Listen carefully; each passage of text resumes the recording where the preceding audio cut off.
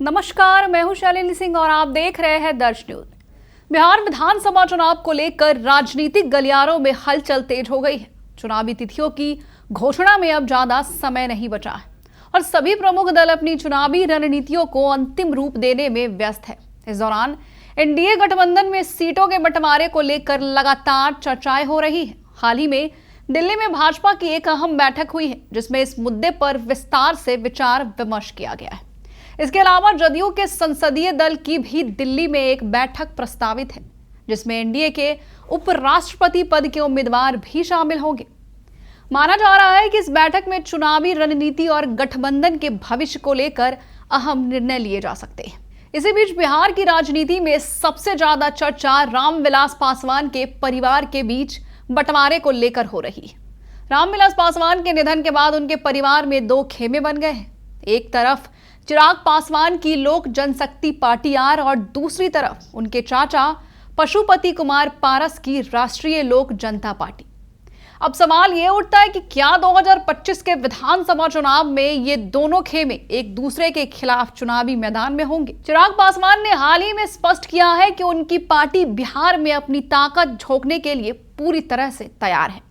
उनके अनुसार Bihar first, Bihari first का नारा लेकर वे अपने संगठन को बूथ स्तर तक मजबूत कर रहे हैं। चिराग की पार्टी ने अपनी मांग रखी है कि वे 40 सीटों पर चुनाव लड़ेंगे, लेकिन अगर अंदरूनी सूत्रों के माने तो एनडीए के गठबंधन में सीटों का बंटवारा इस तरह से होगा कि उन्हें शायद 20 सीटों तक ही संतोष करना पड़ेगा। लेकिन चिराग की नजर उन सीटों पर भी है जहां पासवान समाज का वोट निर्णायक हो सकता है। आरा, जुमई, वैशाली और पटना की कुछ सीटों पर उनका विशेष ध्यान है, क्योंकि ये उनके इलाके हैं जहां उनके पिता रामविलास पासवान का अच्छा प्रभाव रहा है।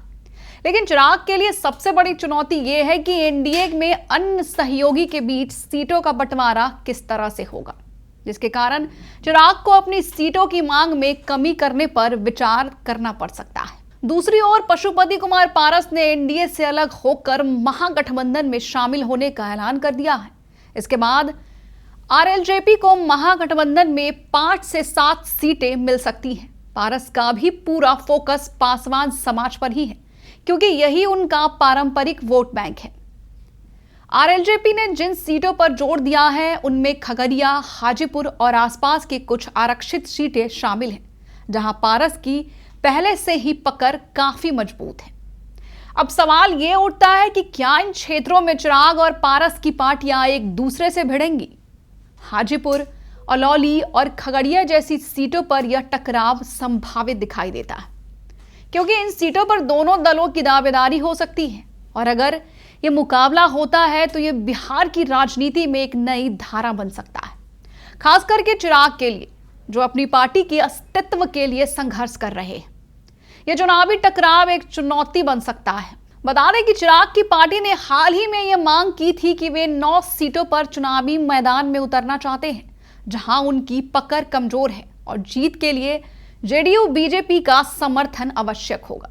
यदि महागठबंधन इन सीटों को आरएलजेपी को दे देता है तो ये दोनों दलों के बीच एक और टकराव का कारण बन सकता है। राजनीतिक विश्लेषकों का मानना है कि अगर ये टकराव होता है तो 2025 का चुनाव सिर्फ एनडीए और महागठबंधन का नहीं, बल्कि यह परिवार बनाम परिवार और विरासत बनाम विरासत की लड़ाई में भी तब्दील हो सकता है। चिराग पासवान और पशुपति कुमार पारस के बीच यह संघर्ष बिहार की राजनीति में नई दिशा निर्धारित कर सकता है और दलित राजनीति का भी भविष्य तय कर सकता है। इसी बीच मुख्यमंत्री नीतीश कुमार लगातार अपनी योजनाओं का प्रचार करके जनाधार मजबूत करने में लगे, जबकि प्रधानमंत्री नरेंद्र मोदी और गृह मंत्री अमित शाह भी बिहार में अपनी चुनावी रणनीति को अंतिम रूप देने के लिए लगातार दौरे करने की योजना बना रहे हैं। लेकिन इस बीच प्रशांत किशोर की पार्टी जन स्वराज भी अपनी चुनौतियों के साथ इस चुनावी माहौल और प्रचार को पेचीदा बना रही है। प्रशांत किशोर का दावा है कि उनकी पार्टी मौजूदा गठबंधनों के वोट बैंक में सेंध लगाने में सफल हो सकती है, जो अन्य दलों के लिए एक बेहद आपत्तिजनक चिंता का विषय बन गया है।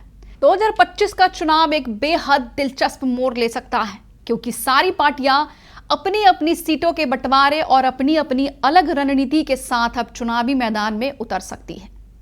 आपकी क्या राय है, हमें जरूर बताएं। बने रहे हमारे साथ और देखते रहे दर्श न्यूज। बिहार की हर खबर सबसे पहले हमारे साथ।